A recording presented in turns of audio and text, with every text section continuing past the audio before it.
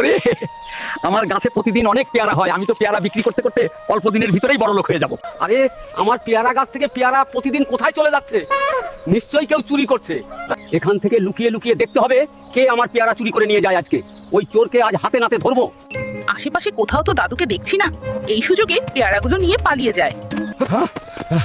আজকে আমি দেখবো এই কবুতর আমার পেয়ারা নিয়ে কোথায় যায়। এই তো বাসায় চলে এসেছি, তাড়াতাড়ি ঘরের ভিতরে ঢুকে পড়ি।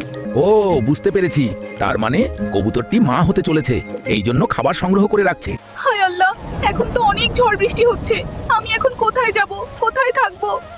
এখন তো অনেক ঝড় বৃষ্টি হচ্ছে, তাড়াতাড়ি গিয়ে কবুতরকে উদ্ধার করতে হবে। কবুতর বন্ধু, আজ থেকে তুমি আমার সাথেই থাকবে, ঠিক আছে? চলো আমার বাড়িতেই চলো। আরে কবুতর, তুমি তো অনেকগুলো ডিম পেড়েছো। তোমার ডিমগুলো দেখে আমার খুব ভালো লাগছে। দাদু, দেখো দেখো,